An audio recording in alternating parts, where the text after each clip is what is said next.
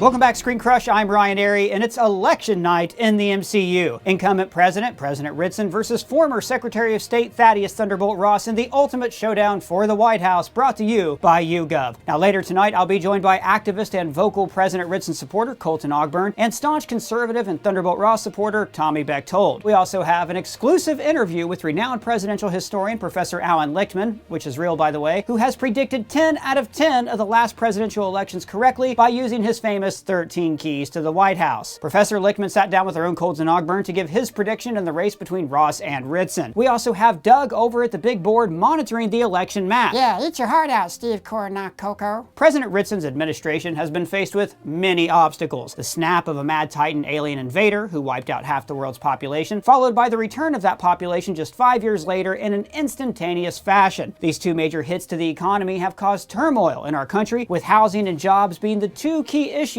on the minds of voters. Displaced voters want to know how the next president will reintegrate them into society and help regain their lost properties and lost jobs, while voters who didn't blip want to know how the next president will handle this doubling of the population. And of course, there's also the question of the Skrull invasion. Turns out the Daily Bugle was right. There are shape-shifting lizard people living among us. Under President Ritson, this secret invasion has been allowed to take place, and despite his recent crackdowns on these secret invaders into our various levels of government and society as a whole, some are wondering if President Ritson is the right man for the job. Can he keep us safe? President Ritson faces criticism for, under his administration, the Avengers have disbanded, and former Secretary of State Thaddeus Thunderbolt Ross promises that he will form a new team of Avengers as America's and the protectors of the world. The Ritson campaign claims that it was Ross's support and big push for the Sokovia Accords under President Ellis that led to the Avengers breakup. The Sokovia Accords, of course, being the now repealed legislation that gave the government control over a private superhero organization. You know, it's hard to believe that this marvelous election season is almost over. After months of campaigning, we will finally know who wins, Thaddeus Thunderbolt Ross or President Ritson. And throughout any election process, we've been able to rely on accurate polling from YouGov. YouGov? Why, you're always on YouGov. That's right, I am actually on YouGov right now, because you see, in addition to providing leading national polls on just about any topic, you can also sign up to take YouGov surveys, ranging from a variety of topics like entertainment, sports, politics, movies, TV, and more. YouGov is free to join and is an incredibly easy way to earn extra cash in your downtime. I think of it as a casual side hustle. See, when you fill out surveys, you get points, and then you can use those points to get cash or gift cards to many huge brands. It's a side hustle you can do while you're waiting around the house, watching TV, or waiting on election results. Doug! What? You're supposed to be working right now. I am multitasking and earning points toward these sweet cash rewards. Well, you know, he's not wrong. I mean, look how easy it is to complete a survey. Like, this is a brief chat about the last movie that I saw in theaters. I would describe myself as a film buff. I like Marvel movies. What was the last movie I watched in a cinema? Deadpool and Wolverine. I would rather watch a film in the theater. So you see, it's just that easy. I like to do these surveys when I watch phone shows. You know, those shows you play in the background while you're actually on the Instagram. So please tap my link in the description to take surveys and earn cash on YouGov. It's really fun and a great way to earn points by letting people know your actual opinions about the world today. You can tap that link below. Thanks for watching. And now let's get back to the election results. Candidate for New York Mayor Wilson Fisk has thrown his support behind Ross, promising that with Ross in the White House, we'll have a much-needed crackdown on superhero affairs that will ensure their abilities are being used appropriately. New York attorney Matthew Murdoch of Nelson Murdoch and Page, and former court rival of Wilson Fisk, sees things differently. He claims that while Ritson's administration has hit some bumps along the way, Ross's support of the Accords automatically disqualifies him for any elected office. Now, this election is unlike any that we've seen before, and seems to be transcending political party lines. States like New York, California, and Texas are somehow all up for grabs. Person, we have quite a few calls to make. If you look at our map here, we can call a great portion of the South for Ross. I guess that's no, not a surprise there. As well as some Democratic states like Minnesota, Washington, and Vermont. Surprisingly though, we cannot call DC. DC? I thought this was a Marvel video. So now I want to bring on our two commentators. We have political activist and Ritson supporter Colton Ogburn and hardcore conservative and Ross supporter Tommy Bechtold. So Colton, let's start with you. I want to talk about what you think the voters saw in your candidate today. Why do you think President Ritson deserves 4 more years? Well, I think President Ritson has proven to be a strong leader. We saw him attack that day by these, vicious invaders. I think he showed strength there. And with his response to how we were going to respond to this invasion of our country, I think that President Ritson has shown strong leadership and that he can lead us in a time where things are so insane. I mean, with the amount of alien invasions and buildings blowing up and just things happening all the time, you would think that our country would be in disarray. But I think that President Ritson has shown that with the right hand, overseeing our country, he can lead us in the right path. And I think he unfairly is criticized for a lot of things that are out of his control. I do continue to think that his greatest political liability in this race might be that he has no first name. I think we saw when President Ritson was attacked that day by these invaders, he showed strength when he stood up against them. I've heard enough. I've heard enough. Colton, everything you said there was so soothing to hear. The only thing you forgot to do was say once upon a time, because what you just presented was a fairy tale. President Ritson allowed one of the worst invasions in the history of the world, if not the universe, probably, to happen right under his nose. Quite frankly, we had Skrulls living amongst us. Many people, I have a friend whose wife was a Skrull. His wife is gone. We don't know. She could be anywhere. But there was a Skrull. He laid with a Skrull. Now, if you can imagine the emotional damage, the psychiatric damage, who would blame my friend for, acting out and having mistrust of Rinky-Dink Ritson and the rest of this government that just seems to think that we need to accept all of these outside invaders with open arms. I'm sorry. I'm sick of it. Okay, now, Tommy, look, I think we've had a lot of back and forth during this campaign.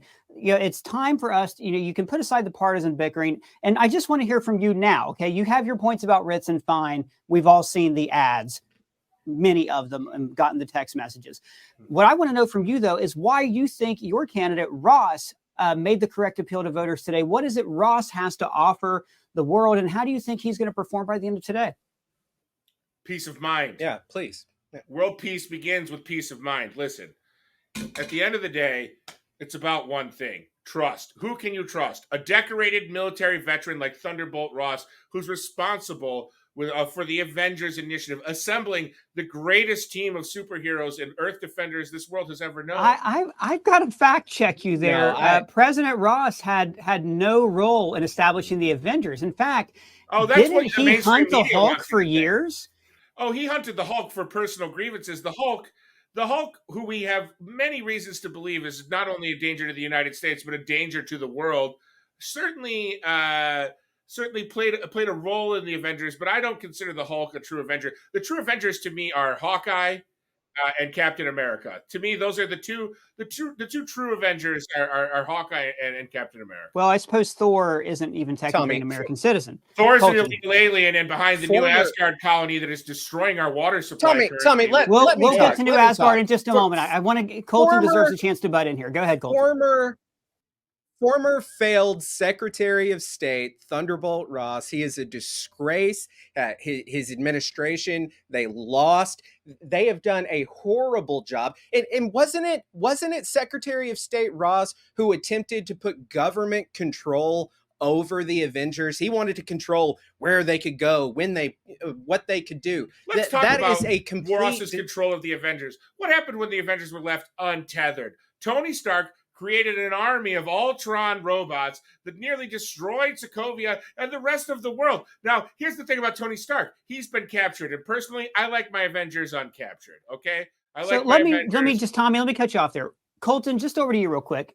Tommy unbelievably has made a good point here. He talked about how under the Ross administration, under Ross's, the administration he was serving in at the time, the Ellis administration, that they did see this, the Avengers go unchecked. So do you agree with this point, at least, that Ross was correct in placing some limitations on Avengers' power? Because we've all litigated this before, but if you look at the myriad of irresponsible things the Avengers did, not to bring up this old debate from 8 years ago, but how do you think Ritson would have responded differently? Look, I and President Ritson, our entire campaign, our supporters, we are pro-choice. We are pro-superheroes having a choice of where they go, where they use their powers, where they want to fight, which countries. That is their decision. What Ross did was he attempted to put government control on a private agency. You know, Tommy and his side of the aisle, they want to preach like, you know, that they're all about freedom, but then here they are trying to put, they're putting government into a place that it does not belong. And I just want to say, in response to this current scroll invasion that's going on, I'm not so sure that Ross is not one of these scrolls. Please say the Tommy, I'm talking. Take a look at President, or I'm sorry, Freudian slip there. Take a look at former Secretary of State Ross. He looks very different than he did just a few years ago. So I'm not so sure that even he may be one of these secret invaders. Now, look, we're not trafficking in conspiracy theories here. Many notable public fears related to the superhero community look drastically different from one moment to the next. Yeah, it is just something that we come to expect. It's completely different. Colonel Rhodes especially is a great example of somebody. Was revealed to be a Skrull. I guarantee you he is a Skrull. Rhodey, well, he's not a Skrull anymore, which I think is the point we're relating to. But you've both kind of steamrolled this into something that I really want to talk about today, which is superhuman, is world affairs and superhuman affairs. Colton, President Ritson went on television and basically declared his own. We talk about Ross declaring his own personal war on the Hulk. Well, didn't Ritson declare his own personal war on the Skrulls? His critics have said that global stability tanked in that moment. We saw riots, we saw assassinations. How do you respond to the many accusations that Ritson acted irresponsibly in his handling of the Skrull crisis?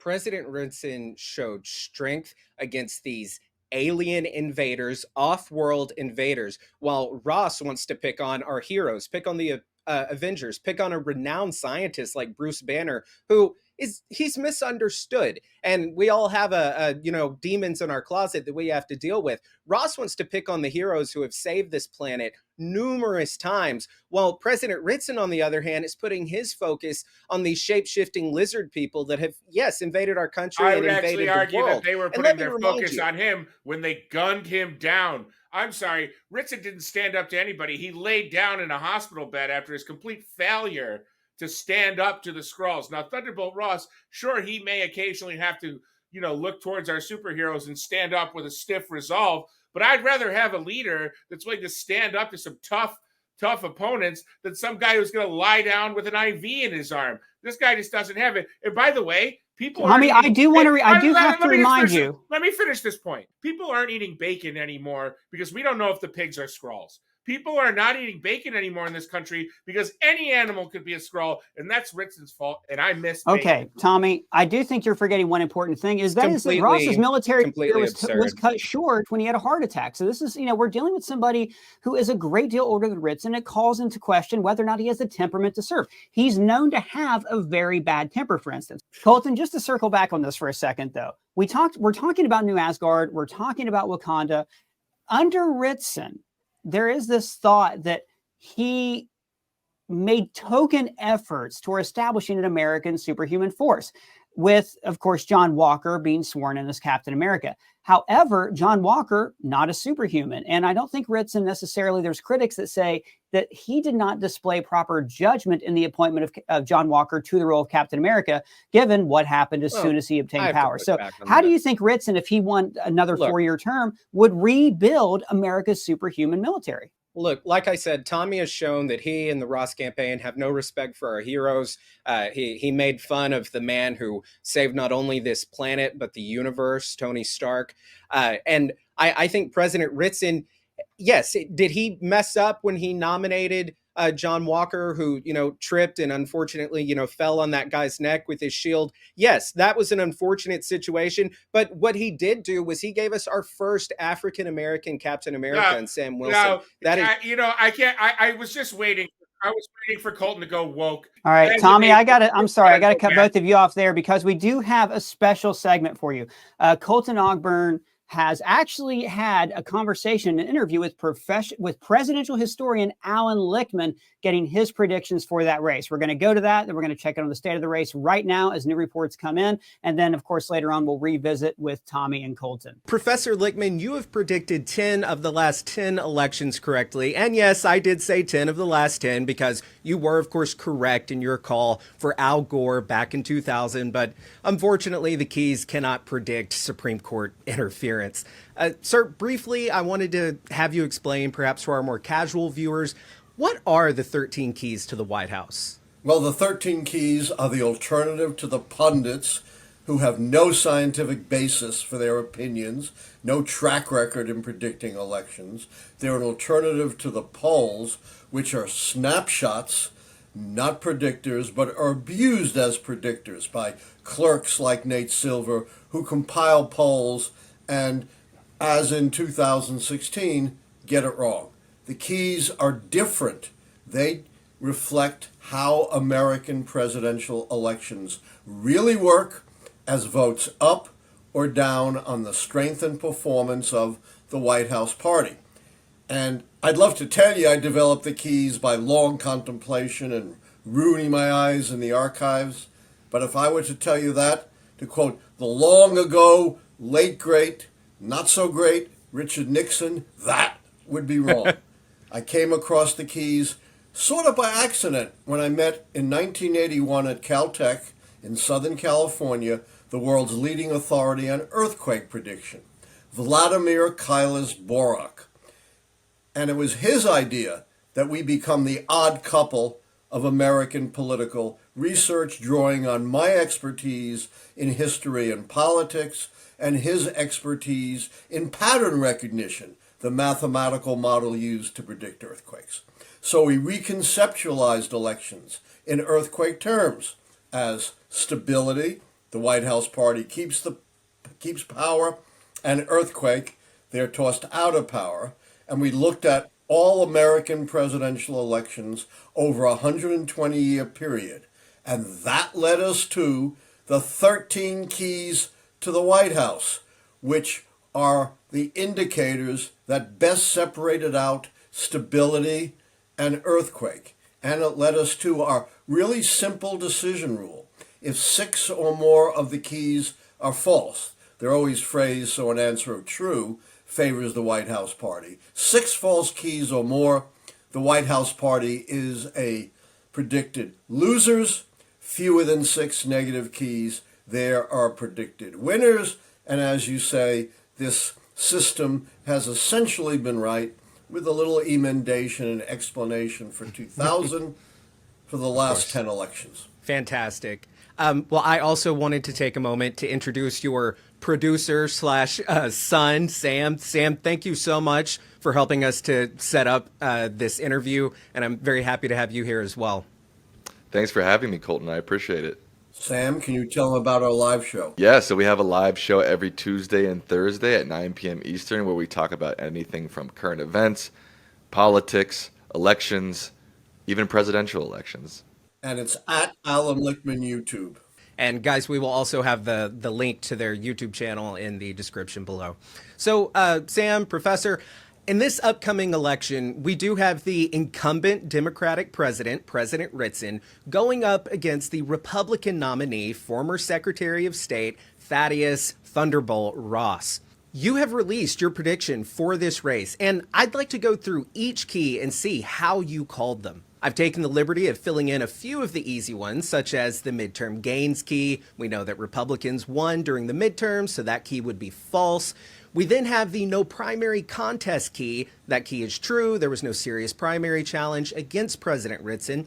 And President Ritson is, of course, the incumbent president seeking re-election, so key 3 is true. And lastly, there is no serious third-party challenger, so that key would also be true. And I have to say, that's a decent start for President Ritson here, but I'm going to let you take over now and walk us through the last 9 keys up for grabs. That next key would be key 5, strong short-term economy. Don't be deceived by the first keys. There's a lot of keys to go. Keep your eye on the big picture of these keys, and remember, 6 and President Ritson is out. and He's out. Thunderbolt Ross is in. And please note that I issued this prediction before the debate between these two candidates because Correct. I wanted to stress the point that it's governance, not campaigning, that counts. So let's look at the critical keys. First, key 5, short-term economy. This key is true. Another one racked up for President Ritson. Despite the hard times following the blip, we are not currently in a recession, and that's the critical determinant of this key. This key is simply asking whether we're in a recession during the campaign season, which we are not. Chalk up another one for President Ritson. Then we get to the long-term economy, which compares real per capita growth in the Ritson term to the average of the previous two terms. Now we get a false key. We've seen a moderate bounce back economically following the blip. However, in terms of comparison, growth is still nowhere near where they were under President Ellis, and that's the test of the key. Another false key. Major policy change. And remember, this doesn't mean you have to like the policies, it just means a big change from the previous administration. This key is true. We saw the repeal of the Sokovia Accords, a major policy that was supported by Thunderbolt Ross, remember the former Secretary of State, and that has been repealed under current President Ritson. Key 8, social unrest. Clearly a false key. There have been numerous occasions of social unrest. The snap, the blip, also caused major social unrest. And this is just incredible, with half our population being displaced from their homes and without jobs. And don't even get me started on the Skrull invasion. And of course, contributing to this unrest, to the displacement, to the lack of jobs, is what is being done to our planet with catastrophic climate change. My favorite key, key number 9, the scandal key. This key is clearly false. And of course, I would bring up once again the scandal of the Skrull invasion. President Ritson, believe it or not, had Skrulls serving in his own administration. One of the worst scandals in the history of the Republic. And there is bipartisan recognition of the scandal. It's acknowledged in fact, which is incredible, by the majority of both parties. Key 10, no foreign military failure. This key is obviously false. We had already the aforementioned Thanos attacks, and in addition, we had the attack on Wakanda by Atlantis. Clearly, a series of very disastrous military failures. We next get to whether the incumbent, President Ritson, is charismatic. And now, this key is a very high threshold key. It's rarely true because it requires the candidate to be one of those once-in-a-generation, inspirational, across-the-board, transformational candidate. Very few in our own time. Franklin Roosevelt, Ronald Reagan, Barack Obama in 2008 have this key turned in their favor in past elections. But as we know, President Ritson is no FDR and doesn't come close to fulfilling the way the key is defined for charisma. The key is false. Sam, what about you? Your dad just laid out his prediction here. Are there any keys that he called here that you disagree with, or? Well, I want to talk about the blip for a second, because I know a lot of people perceive the blip as a blight on the economy. But Dad, keys aren't about perception of economy, right? Exactly. The key, the short-term economic key, is quantitative. It's specific. No recession in the election year. I don't call recessions, but the National Bureau of Economic Research crunches the numbers technically to let us know whether we're in a recession or not. We're not. There's none on the horizon. If you want to develop your own prediction system based on people's perceptions, I encourage people to do that. Of course, they never do, but if you're going to use the keys to the White House, you got to stick to how they're defined. And let's not understate the Skrull invasion. I mean, we're talking about an alien race taking over our government, and the current president having those folks in his administration. I mean, quite the scandal. It's a huge scandal, and it really doesn't matter whether it's witting or unwitting. Having an alien race infiltrating an administration is arguably the worst scandal in American history, overshadowing the Watergate scandal or even the many scandals under President Donald Trump. That's not a hard key to call. Well, Professor, I'm going, as you can see, I have taken off my partisan hat for this interview. I think it's well known amongst our audience. I am a supporter of President Ritson, and I see you have taken off your partisan hat as well. And we should point out, you have called this race for former Secretary of State Thunderbolt Ross. With your prediction, he will be the next president of the United States. That's absolutely right.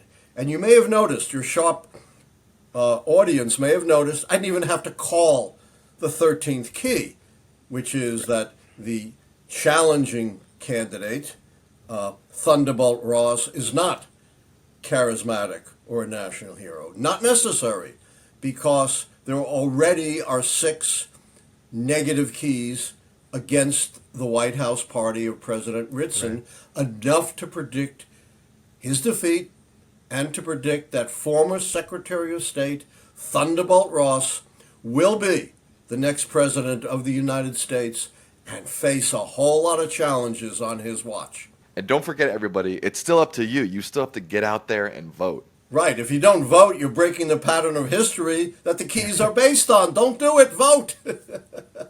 Professor Lichtman, Sam Lichtman, I want to thank you both so much for your time. And I also want to be sure to once again plug your fantastic live show. We have the link in the description below. Thank you both again. And Ryan and Doug, back to you. Thank you, Colton, and big thank you to Professor Allan Lichtman for coming on to share his predictions for this race. So, Doug, how are we looking? Well, you know, the Rust Belt up here is delivered again for the Democrats. Ritson takes that one and this one and this one. But, you know, like I said earlier, this election is very different. Ross has a lot of people like Ross in other parts of the country, you know, that might typically, you know, we might call those in blue. So, you know, like right now with all these, you know, Ross got a lead at like 100 points. So, Doug, that means that even if Ritson is able to hold California and New York and flip Texas blue, he would still be short on his path to 270. Yeah, that's right, person. Ritson's path is, you know, it's pretty narrow, but it's still too close to call. All right, so let's bring back our panelists. We have Tommy Bechtold and Colton Ogburn. Tommy from the Ross campaign, Colton siding with President Ritson. So we got into a heated discussion earlier that unfortunately we had to cut off, where we started to talk about the superhuman affairs in this country and in this world globally, where we've seen more and more enhanced individuals emerge every year, and it seems like American global superiority has been eclipsed. And you have to admit, there are many, Colton, there are many aspects of the Ritson administration that have just neglected this. There's been a statue sticking out of the Indian Ocean for years, and no one has mentioned it in the administration at all. So in the next 4 years, and this is a question for both of you, how would your candidates for president respond to this giant statue sticking out of the Indian Ocean? Colton. Well, look, President Ritson is a staunch supporter of our enhanced individual community. He has stood with them 100%. As far as this so-called alien statue sticking out of the ocean, I'm not even sure, you know, where that's coming from. Oh, this is so the shocking evidence is that you still don't want to go unclear into on the that. details. And Ryan, I have to say, I'm a little... Okay, Tommy, I can see where this is going. I'm just going to cut you off there. And I want to get back to what we were talking about earlier, which is the lack of Avengers. Colton, you have to admit that it is strange the past few years that no one in the administration or the superhuman community has even tried to reform. Where are the Avengers? I'm asking everybody, where have the Avengers been since 2019? So how would you think either administration would bring the Avengers back in the next few years? Well, I think what you're showing us is that, yes, under former President Ellis, we had plenty of situations where the Avengers needed to assemble for a world-shattering event. But here, as of late, under President Ritson, we haven't had as many, world-ending events occur. So the Avengers have not needed to assemble. But of course, there are Avengers still. We have Spider-Man. We have Captain America. The man who defaced the Statue of Liberty. Hawkeye. Yes. Sorry, Colton. Tommy, what was that? Spider-Man, the man who defaced the Statue of Liberty, the man who desecrated Lady Liberty herself. Tommy makes a good point there, Colton. Spider-Man did deface the Statue of Liberty. Avengers aren't I can't remember why he was there, though, which is weird. No, listen. That weird little spider freak. First of all, New York City is a darn warm zone. Oh, Tommy, wait, Tommy. I'm sorry. I've got to cut you off there. Colton, Ogburn, Tommy Bechtold, thank you very much for joining me. But now I'm getting word that we actually have a decision from the ScreenCrush decision desk. Doug? Well, get this, guys. You're not going to believe this one. Believe what? What? Oh, sorry. My mind drifted for a second. It looks like Ross is going to pull ahead and take California. And that's going to put him over the 270 electoral votes he's got to have to win. Thunderbolt Ross is going to be the next president of the United States. Well, ScreenCrush, you heard it here first. Thaddeus Thunderbolt Ross, former Secretary of State and military veteran, is the president-elect, defeating the incumbent President Ritson. Let us know your thoughts on the Ross victory down in the comments below. And I want to thank our panelists, Tommy Bechtold and Colton Ogburn, as well as renowned presidential historian Allan Lichtman for joining us tonight. For ScreenCrush News, I'm Ryan Airy.